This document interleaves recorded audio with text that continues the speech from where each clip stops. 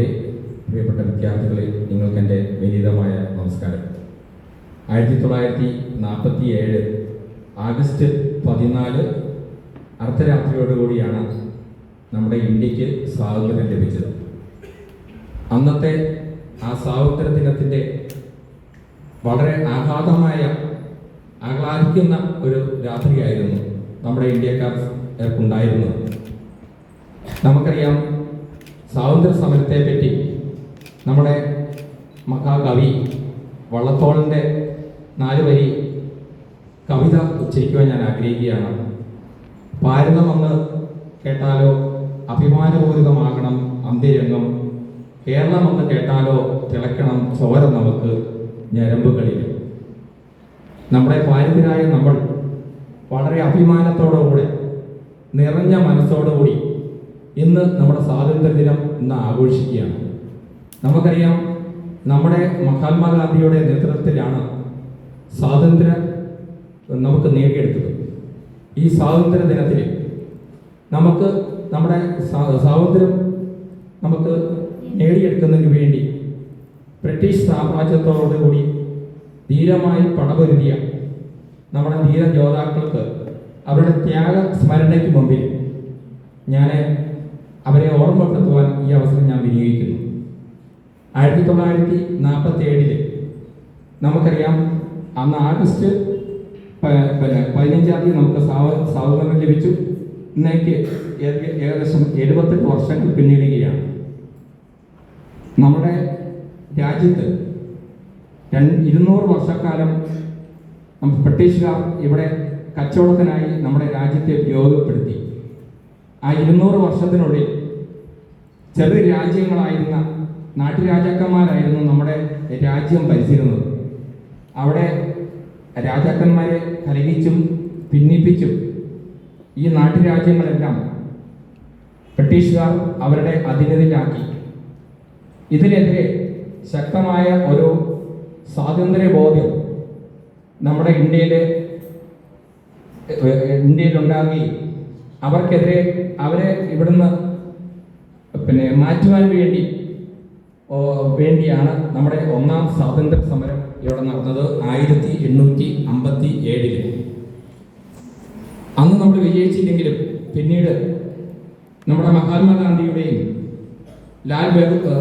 നമ്മുടെ സുഭാഷ് ചന്ദ്രബോസിന്റെയും ജവഹർലാൽ നെഹ്റുവിന്റെയും വല്ലഭായ് പട്ടേലിന്റെയും നേതൃത്വത്തിൽ നടന്ന 2ാം സ്വാതന്ത്ര്യ സമരമാണ് നമുക്ക് സ്വാതന്ത്ര്യം നേടിത്തന്നത്.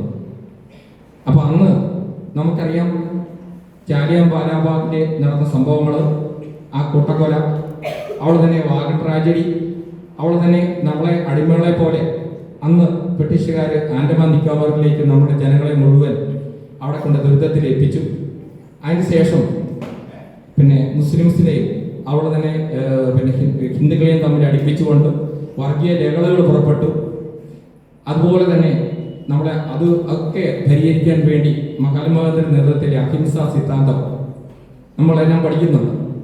അതുപോലെ തന്നെ നമുക്ക് ഉപ്പു സത്യാഗ്രഹം, ക്വിറ്റ് ഇന്ത്യ പ്രക്ഷോഭം, ദണ്ഡിയാത്ര എന്നിവരെല്ലാം കൂടി നമ്മൾ സ്വാതന്ത്ര്യം ലഭിക്കുന്നതിന് കാരണമായിട്ടുണ്ട്. എങ്കിൽ തന്നെ നമുക്കറിയാം, നമുക്ക് സ്വാതന്ത്ര്യം ലഭിച്ചിട്ട് ഏകദേശം 78 വർഷങ്ങൾ പിന്നിടാൻ പോകുന്നു. 1947 ശേഷം ഇന്ത്യ കൈവരിച്ച നേട്ടങ്ങൾ എല്ലാം നമുക്കറിയാം. അത് കാർഷിക മേഖലയായാലും, വിദ്യാഭ്യാസ മേഖലയായാലും, ശാസ്ത്ര മേഖലയായാലും, സാങ്കേതിക മേഖലയായാലും, ആരോഗ്യ മേഖലയായാലും എല്ലാ തരത്തിലുള്ള നേട്ടങ്ങൾ നമുക്ക് കൈവരിക്കാൻ കഴിഞ്ഞിട്ടുണ്ട്. അവസാനമായി നമുക്കറിയാം, ബഹിരാകാശ രംഗത്ത് ഇന്ത്യക്ക് നല്ലൊരു സ്ഥാനം ലഭിക്കാൻ നമുക്ക് സാധിച്ചിട്ടുണ്ട്. അവിടെ തന്നെ ഇന്ത്യ ഇന്ന് ഏകദേശം 4ാം സ്ഥാനത്തിലേക്ക് നമ്മൾ വന്നിരിക്കുക. അപ്പോൾ ഇതിനെല്ലാം നമുക്ക് നേട്ടം കൈവരിച്ചത് നമ്മുടെ ഒന്നിച്ചുള്ള പ്രവർത്തനങ്ങൾ കൊണ്ട് മാത്രമാണ്. എന്നിരുന്നെങ്കിലും നമുക്കറിയാം, നമ്മുടെ ജാതികളും അതുപോലെ ജാതിയുടെയും മതത്തിൻ്റെയും പ്രാദേശികവാദത്തിൻ്റെയും പേരിൽ ഇന്ന് പല സ്ഥലത്തും നമുക്ക് പ്രശ്നങ്ങൾ ഉണ്ടായിക്കൊണ്ടിരിക്കുകയാണ്. നമുക്കപ്പോൾ ഈയിടെ അടുത്ത കാലത്ത് നമുക്കറിയാം, നമ്മുടെ ഛത്തീസ്ഗഡിൽ നടന്ന സംഭവങ്ങൾ നമുക്കറിയാം, ഒഡീഷയിൽ നടന്ന സംഭവങ്ങൾ അറിയാം. ഇതൊക്കെ നമ്മളെ വളരെയധികം ദുഃഖിപ്പിക്കുന്ന കാര്യങ്ങളാണ്. അപ്പോൾ നമ്മുടെ സ്വാതന്ത്ര്യത്തിന് വേണ്ടി നമ്മൾ ഒറ്റക്കെട്ടായിട്ട് ഒരു ജാതി, ഒരു മതം, ഒരു എന്നുള്ള നിലയ്ക്ക് നമുക്ക് ഒന്നിച്ച് ഈ രാഷ്ട്രീയത്തിനെ കെട്ടിപ്പടുക്കുവാൻ വേണ്ടി, ഈ രാഷ്ട്രത്തിനെതിരായിട്ടുള്ള അഖണ്ഡതയ്ക്ക് അവിടെ തന്നെ ഐക്യവും തകർക്കുന്ന ശിഥില ശക്തികളെ തകർക്കുന്നതിന് വേണ്ടി, അല്ലെങ്കിൽ അവരെ ഇല്ലായ്മ ചെയ്യുന്നതിന് വേണ്ടി നമുക്ക് ഒന്നിച്ച് പ്രവർത്തിക്കാം. നമ്മുടെ സ്വാതന്ത്ര്യം നമുക്ക് നഷ്ടപ്പെടാതെ സംരക്ഷിക്കുന്നതിന് വേണ്ടി ഇന്ന് നമുക്ക് പ്രത്യേകം നമുക്ക് പ്രാർത്ഥിക്കുകയും ഇനി ഓരോ വർഷവും കൂടുമ്പോൾ നമ്മുടെ സ്വാതന്ത്ര്യം നമ്മൾ സംരക്ഷിക്കുന്നുണ്ടോ എന്ന ഒരു ആത്മപരിശോധന നടത്തുന്നതിന് വേണ്ടിയുള്ള ഒരു ദിവസമായിട്ട് ഇത് പരിഗണിക്കട്ടെ. ഇതിനു വേണ്ടി എല്ലാവിധ ആശംസകളും, ഈ സഹോദര ദിനത്തിലെ എല്ലാവിധ ആശംസകളും നിങ്ങൾക്ക് നേർന്നുകൊണ്ട് എൻ്റെ വാക്കുകൾ നിർത്തുന്നു. നന്ദി, നമസ്കാരം.